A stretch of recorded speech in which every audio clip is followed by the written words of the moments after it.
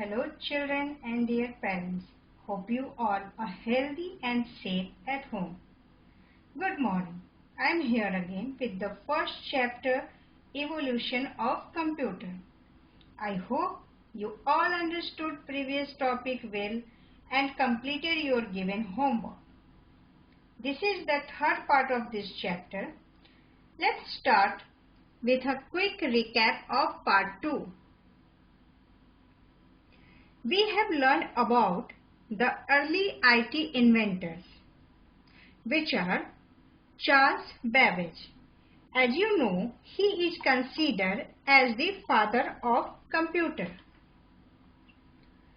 He invented a working model of mechanical computer called analytical engine in 1833. Next one is Augusta Ada Lovelace is considered as the first programmer who suggested the use of binary data storage 0 and 1 instead of decimal number system. Let's move on another one. George Boole was an English mathematician who invented the system known as the Boolean logic. The another one is Dr. Hermann Hollerith, who invented a machine called tabulating machine. Next one is Howard Aiken, who developed the first atomic sequence controlled calculator Mark I in 1944. John von Neumann initiated the practice of storing data and instructions in binary code in the computer's memory. So students, the next topic we had learned in our previous class was ENIAC. The full form of ENIAC is Electronic Numerical Integrator and Computer. This is the image of ENIAC computer. Did you get that? Which was invented by John Marchli and J. Presper Eckert in 1946. Another one was UNIVAC first. The full form of UNIVAC first is Universal Automatic Computer First, which was world's first commercially available computer, designed by J. Presper Eckert and John Marchli again in 1951. It handled both numeric and text data. Now students, let's move ahead on today's topic, which is generations of computers. Students, do you know the meaning of generation? Generations means period of time. So let us now learn how the modern computer developed generation by generation. Students, do you know what first generation of computer are? No idea? Alright. Now let's begin today's topic, which is generations of computers. The first generation computers were developed during the period of 1914 to 1956. One of the earliest and largest computers in the Colossus. Students, this is the image of first generation computers. It was used by British code breakers during the Second World War to decode enemy messages. Understood?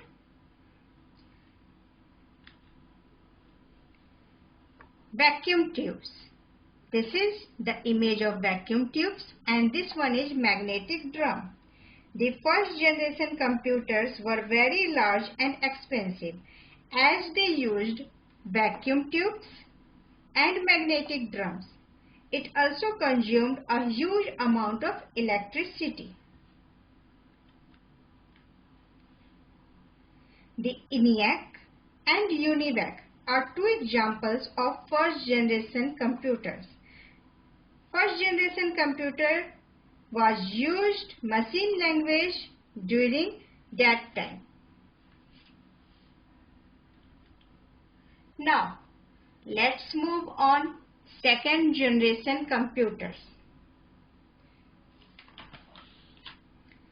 These are the computers that were developed during the period of time 1956 to 1963. This is the image of second generation computer. Students, do you know the difference of first generation computer and second generation computer? No. Alright. The second generation computer used transistors instead of vacuum tubes. Earlier I told you first generation computer used vacuum tubes.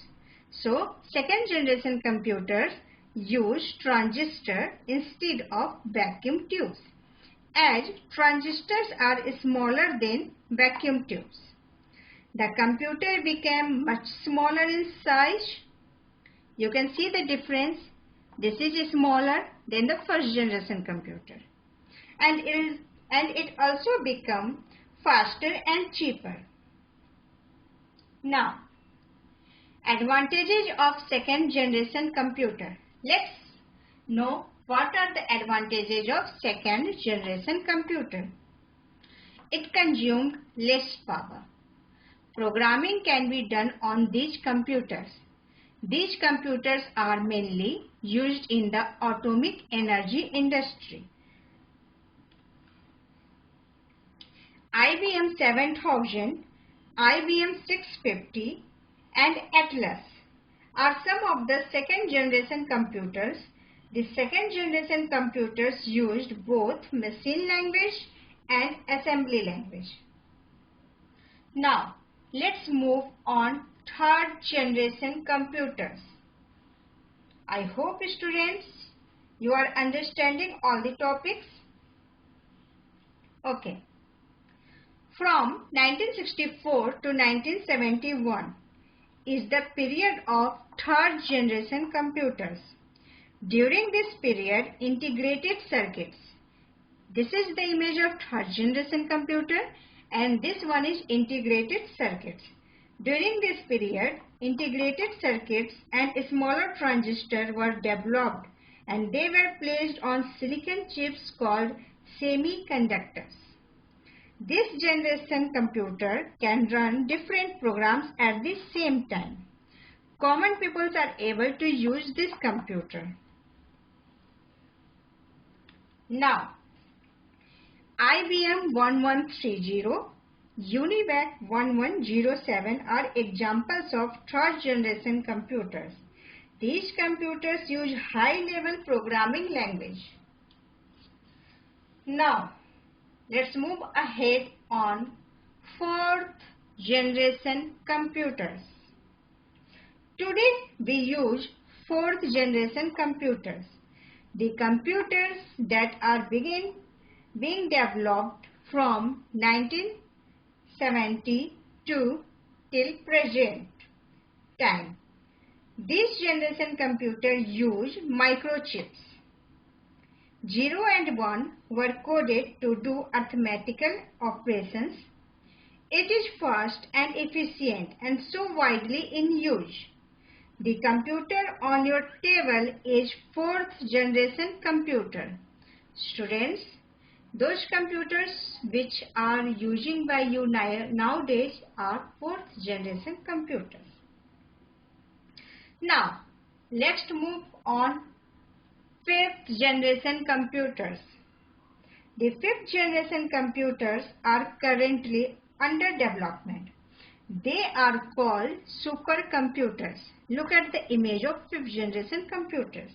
We can say it also are supercomputers. They have high storage capacity, speed and efficiency. It has many CPUs connected together. You can see there are lots of CPUs which are connected together. See here in image.